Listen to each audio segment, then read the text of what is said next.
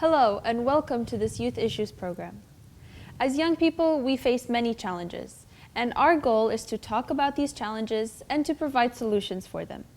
My name is Anna, and joining me is my friend Paul, who is a basketball fanatic, and he is a youth pastor here in London. Welcome, Paul. Thank you for joining me. No problem at all. The topic we will be discussing for the next few minutes is bullying. So I think we should go straight into it, Paul. What is bullying? Bullying from the onset is something that you don't decide to do. It's not something, it's involuntary. It's not something that you choose. It's basically where someone or a group simply decides to abuse you, to be violent to you, maybe physically, maybe emotionally.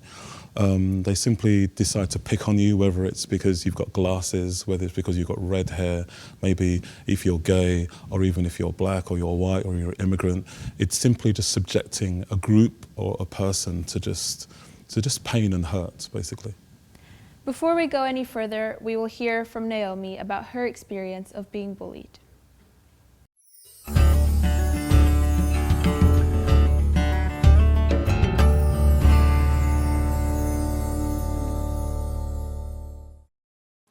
Hi, my name's Naomi, and I am going to talk to you about my experiences of being bullied while I've been at university. As a bit of background, I've never really been bullied before. I've never been incredibly popular and the centre of attention all the time, but I've never had people be intentionally malicious towards me a lot. So it was kind of a new experience and a bit of a shock to the system. As a bit of background, the people that were bullying me were actually a few of my housemates, which has made it really, really difficult because, you know, home is meant to be your safe haven where you escape from everything, and unfortunately that hasn't been the case. My closest friends from university, there was a group of about 10 of us, and 8 of them, I think, have gone on placement. So between their second and third years, they've taken a year out to go into industry and have that experience while I've been left behind. So I can't really remember how it all started. I remember there being problems by November because I remember calling my mum, I think it was the second week of November, and just not being happy, not being upset, but there just being a few small issues that kind of weren't making life perfect, so to speak. There was one night, and it was my boyfriend and myself. It was our first year anniversary, and it was the night we were cooking in the kitchen, and just out of nowhere there was just a vicious attack by 2 of my housemates who presented me with a really long list of everything they hate about me and everything that I do wrong and why no one should ever love me and things like that. And I just got really upset. I apologised them profusely. I didn't mean to cause anyone any difficulties. Obviously no one's perfect, but I never got my chance to say anything to them back. Obviously there's a two-way street, and since then I have tried to, speak to them about what perhaps hurts me as well as hurts them. But unfortunately, every time I've had that conversation with them, it just turns into an attack about me again, rather than, a conversation between adults that admit that they're not perfect. And so it's really been a struggle. So I haven't had a proper conversation with my housemates since that night in February, which would be February the 4th. And it's now June the 11th, and I'm still in this house. So it's been really, really difficult. I've hated coming home. I've slept at my friends' houses that obviously I don't live with, just to escape. I've gone home a lot more than I would have otherwise. I just generally hate being here. More often than not, I'll pretend to have a phone call when I enter the house because no one talks to me when I enter the house or asks me any questions about how my day was or how I am. I try to talk to them, but it just doesn't work. So most of the time I pretend I'm on the phone to kind of prevent that experience of just being rejected every day when I wake up and when I come back from uni. I've struggled with eating, because obviously the kitchen's downstairs and that's where everyone kind of hangs out, and so I don't want to be there because I feel so rejected, yet I kind of need to eat. So I've struggled with my eating, and that's something I struggle with anyway, so that's kind of been a recurring issue, which isn't fantastic. But I have a lot of anger about it. I'm angry at them, and it's going to take me a long time not to be angry at them, because I've had such a fantastic 3 years that this kind of has overshadowed it a bit. And like, my university experience has been so great, but unfortunately this has kind of just burdened it a little bit, and I don't want to reflect on my uni experiences as this. I'm angry at my family because on some days I would just phone home and be like, Dad, come save me. And he would be like, no, because you need to figure it out on your own and develop as a person. And I used to hate him. Not really, but sometimes we just want mum and dad to solve all our problems, and sometimes they don't. So that wasn't great. And most of all, I was angry at God because I prayed so hard every day that he would deliver me from this situation, and he didn't. I didn't find anywhere else to live. I looked, I couldn't find anywhere else to live. I tried to resolve the situation and it didn't get resolved, and so I was angry at him for not changing my situation. But one of my favourite Bible texts is Jeremiah 29:11, which of course is cited by everyone during exam season, and I'm going to cite it again. He knows the plans that he has for me, plans to prosper me. You know, like, that really stayed with me this whole year, and I feel that as I've only got a week left until uni's over, I feel that he's really been with me and made me a stronger person as a result. I've learned a lot about myself as a result of these experiences. And I know that sounds really cliche, but I really have. And I think I'm now leaving university. I'm 21. I'm going into the big wide world. It's important that I know my weaknesses, and it's also important that I know my strengths. And my strengths are that I could have quit uni, and at some points I really did come close. That's how bad it was.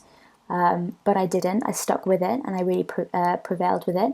My weaknesses are that I let other people's opinions have too much influence in my life, but I need to work on that. And ultimately, my relationship with God has got so much stronger as a result of these experiences, which is something that I'm really happy about. And to an outsider, it may not seem that these experiences were so bad. You know, I wasn't slapped around, and I didn't have things thrown at me, and, like, you know what I mean. But it's really difficult coming to a place where you live and hearing people talk about you, and invitations to meals out and shopping trips being shouted up the stairs at other housemates, but not to me. They're going on a holiday next week and I'm not invited, and they went on a shopping trip today and I wasn't invited. Last week I wasn't invited to a birthday party that was happening in my own house, so I just had to stay in my room. There's just been a lot of things like that, and even if it happens every week, it just makes you feel like nobody loves you and will ever love you. So it's been really hard, and it's kind of knocked my self-esteem and my self-confidence so hard. But as I said, positives out of everything. You know, I find that I connect with God through music, and so therefore through music I find a sense of hope. And a faith that things will get better. And so I can recommend so many songs for anyone who's ever in this situation. But Marvin Sapp has a few songs, More Than a Conqueror, Here I Am, Keep Moving. Yeah, I'm not going to go into the whole playlist because I'll be here all day. But they really got me through this time. Just whack them on and just lose myself in prayer, lose myself in a sense of just hope filling over me, and a sense of feeling that I will get through it and that I will grow as a result. Also, I'm a sports scientist, so I recommend exercising. You know, getting out, running it out, boxing it out, just get rid of the stress, get rid of the tension, and don't think about it for an hour. You know, when things are posted on social media about you, sometimes, or at least I found that I had a bit of an obsession with constantly checking, like, my housemate's social media, because I was just obsessed with the situation. It was almost like an addictive depression.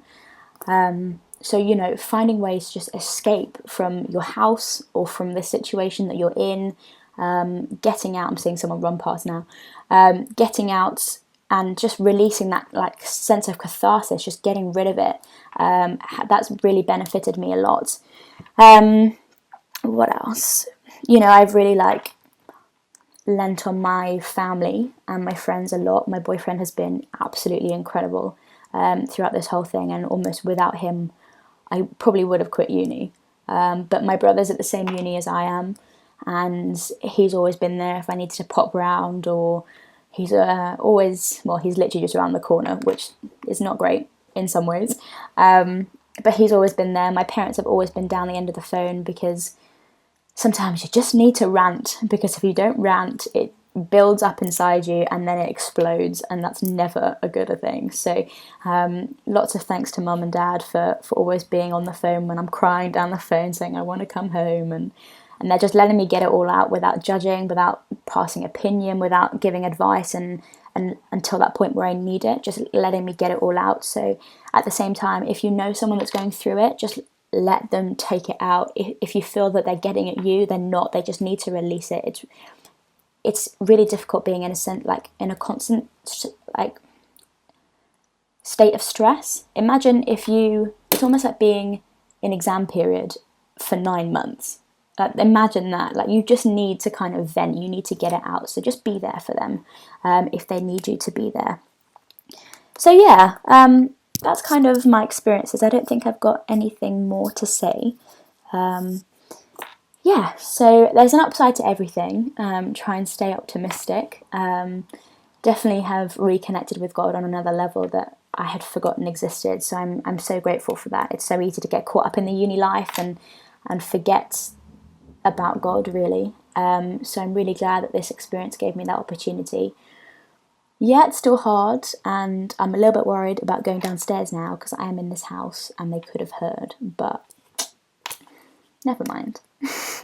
I'm a stronger person, and they won't break me, and they won't break you either. So stay strong, stay connected to God, stay connected to the people that you know love you, because you need to feel loved. And if anybody ever needs to talk, I've been there, let me know, and we'll see if I can help. Thanks very much, and enjoy. Bye.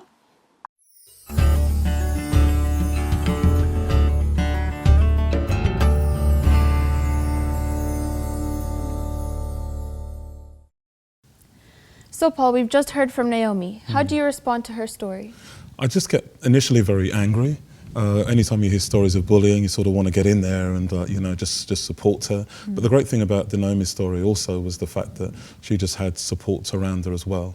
So it sort of not ended in a good way, but I didn't feel totally depressed at the end. But I think any stories of bullying are just unnecessary, and you just wonder why.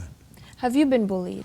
Yeah, I have. I know it's. I often stand in front of my church and I say, I know you're not going to believe this, but I was bullied. I was bullied at school, and it was tough. It was very difficult. When you go shopping, when you use new shoes or new software or anything new, it's normally new is exciting. You have a Christmas feeling, you want to unwrap it. Yeah. I went to a lot of new schools, and new schools meant for me depression because I knew what was going to happen.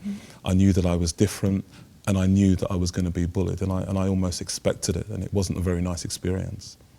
So you experienced bullying kind of in all the schools you went, and it just became a pattern. It just became a pattern. I went to school at a time when difference was very high, and it was obvious that I was different. I went to a school I was the only black in 1,200 children, and it was just very painful experience. But having said that, I did see other people getting bullied. I saw people who wore glasses got bullied, or people that were too clever, or people that with red hair get bullied. I saw bullying in very different guises. I wouldn't say it was just myself. It was just any minority. I see. Could you please tell us how you were bullied? I personally was bullied because I went to school in the 70s, and I was black, and it was easy, and I think that bullying is very easy and it's very lazy, and you know, when you're younger, you don't want to be, when you're older, you want to be an individual, you want to be Yes. unique, you want to be yourself. But when you're younger, it's actually about the group and you want to be popular. So I played football and I played basketball and I was very popular in those sorts of things. And it was really strange for me because the same people that I was being successful with in sport were the same people that bullied me outside. Really? And so it was very difficult. So there was this camaraderie in one way, but then as we stepped away in a classroom or a different place, there was this bullying. So it was very difficult. And I remember one year my cousin came to stay with us, and he just couldn't believe the level of this prejudice that was happening. I'd quite simply got used to it. I knew how to react around it. And the people around this, you do tend to know how to behave. You know, Naomi knew one of the things she was saying was the fact that she didn't go to the kitchen a lot, or she had eating problems, that she wouldn't go certain places or she wouldn't be involved in their trip. She almost learned how to behave around the bullying to appease them. You do learn. Were you called names? Were you physically abused? Yeah, I was, but now I see it as lessons to be learned. But at the time, it was very difficult. And the reason I'm here today speaking to you is very simply that there are people out there that will listen to this, and I really want them to know that they didn't do this to themselves, because I don't know what it is in the human psyche that we actually take on the negativity of what people say. Even as an adult, I was talking to you earlier that I went to somewhere, I was speaking, I thought it was amazing, 299 people thought it was amazing, but one person came along and said something negative. I actually can't remember the 299 people. I can only remember the one person who said something negative. And I think that in all the talk of bullying, that what I found is that really, rather than get rid of it, we need to create a bigger voice. There needs to be a bigger voice on our shoulder that literally says, you're amazing, that you're wonderful, that you're destined for greatness, that you can do it, that you can go for it, rather than the voice that we sometimes listen to, that sometimes is told to us that we can't do it. Because I think that bullying very much is about a self-esteem issue. Yes. So you have to work on maintaining a high self-esteem even though you're bombarded with all these negative comments. I think we have to do in life. I just think that from a bullying perspective, we have tended to listen to it, and we've tended to act it out. So in the end, we actually believe what these people say about us. And it isn't until later on that maybe we fight against it, that someone believes in us. We may talk about things that we should do, but I remember in my situation, there was a guy, and I always mention his name. His name was Simon Pope. And he saw my bullying at school. And one day he said, "Come with me." And it was great because he was a bigger bully. And he said, "Come with me." And it's almost, he metaphorically held my hand through some periods of school. And when I was with him, there was no bullying. And it was a wonderful experience to have someone there that was just, as when they saw him, they didn't come to me because they knew that I was protected. So Naomi talks about the fact that she has a family, that she has her brother around the corner, she has a support structure.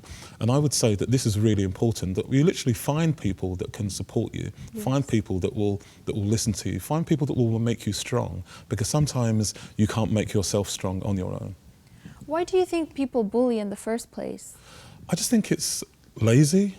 I think it's easy. I think you don't have to make a lot of effort. We see this in our own society when we talk about immigration at the moment, of people from Eastern Europe or whatever, that it's just easy because we don't know about them. So it's easy just to pick on them for whatever reason there is. And it's more difficult for us to get a step closer and to actually ask them questions and see what about their life. And I think also the other part of bullying is that I think that there is a macabre enjoyment in the pain. I think that as a human being, they see your pain, and somewhere along the line, they enjoy it. There's a control mechanism. There's power in this. And there's, as much as there is power, there's also a powerlessness in this. And from my perspective, I really want to address that area, the powerlessness of this experience. I've heard many stories where people who bully are bullied themselves, and this is why they choose to bully. Maybe kids at school, at home, maybe by their siblings or by their parents, they're bullied. So then they take this experience and they bully at school, for example. Do you think maybe more support needs to be given to people who bully? I think so. I think there is an argument for that. But I also truly think that bullies don't think that they're bullying now when they're doing it. When they're doing it, they're actually doing it. There's an enjoyment, there's a wonderfulness about it. A year ago, I received 2 letters from, they're actually for Facebook essays, from bullies of my school. Two of the bullies came back to me and they wrote this letter and they were really apologetic. One of them came to me specifically because he now had a mixed race child, and his child was going through bullying, and he remembered how he bullied me at school, and then he wrote this thing. So I think at the time when a bully's going through it, that maybe they don't see what they're doing, that it's just enjoyment. Yeah. And also they get a lot of notoriety. They're popular, and who doesn't want to be popular? And then, you know, you don't want to be known as a diplomat at school. You want to be known as the man or the woman, so to speak. And so maybe there is something about the modelling that happens in their homes, but regardless of that, there is a pain that goes on, and I think that needs to be addressed first. Can I ask you, how long did it take you to kind of overcome this bullying when you were bullied in school? Naomi said that she knows it's going to take a long time for her to forgive what's happened to her. I'm going to be honest with you. I think that I am over 50, and I think I'm still affected by the bullying that happened in my school. I think that I'm actually affected in a negative way, but I'm also affected in a very positive way, in that I had to be more reaffirming of myself, because you tend to listen to these negative voices. And so now I fill myself far much more with positive voices. And Naomi spoke about the fact that she reads the Bible.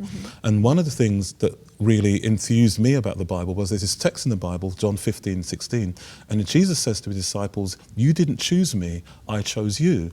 And victims of bullying are rarely chosen. And so when I read this, I was really sort of like excited, and I kept reading this over and over again, and it talks about that God says that I want you to be my friend, and bullies rarely want people to be their friends. Yes. And so I found that reading the Bible and reading these texts and washing them over the wounds and of the scenarios of my bullying has actually made me not listen to the voices, and I now have a louder voice than the voice. I can't get rid of the voice of bullying, but I can have a louder voice. And the reason I'm here today speaking to you is that anybody that's listening, I just want them to know that they can be great, that they can be amazing, that people can choose them, that people can select them, people can know that, like, you know, you're of value, and you're not what the bully has told you that you are. That's great. I hope that a lot of people get hope from this. I really do too. Experience that you're sharing. I do too. What's your opinion on people who see bullying, but they don't do anything to stop it? I think it's sometimes difficult. I think as children, I'd like to say they should help and they should be supportive, but then a lot of times they're not strong enough. I found that you're not strong. Adults are more stronger. They're able to do something. If you were in a classroom and you're doing it with you, and your friend was being bullied, you're with your friend, but actually to be associated with a friend who's been bullied means that you have to subject yourself to it as well. Yes. And who wants to subject themselves to it? So it takes a very strong individual to actually come along and help in that particular way. So I think that bullying, the victims of bullying will talk a lot about the isolation, the physical isolation, and also the mental and social isolation. The isolation which comes from the fact that they start believing what has been told of them, and actually they withdraw. They simply withdraw from their friends, from their society, and this process just continues.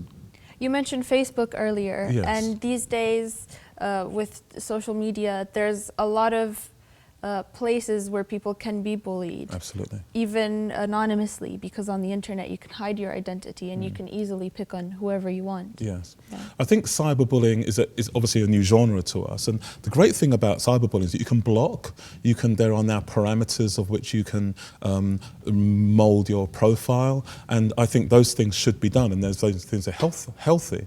But also, the problem I find just with the cyberbullying is that once you step off, you have to go back into real life. You have to go back into your school, into your college, into your place of work. And you still have to confront this. And so I still think that there are boundaries that you need to set up. And for me, those boundaries are actually supportive people, is to tell people. However, the difficult difficulty in support is that there are, we know the statistics now are coming out that saying 67% of people, or school children, report they're being bullied, Yes. but then the same amount are saying that the support is inadequate, that actually teachers and parents feel totally inadequate and under-resourced to actually help their children, the people that are being bullied. So in a sense, there's a massive frustration, and it just perpetuates it, and it continues. So it's a cycle which needs to be broken, but it's a difficult one at best. Do you think that maybe sometimes bullying is underestimated? A lot of people treat it as teasing.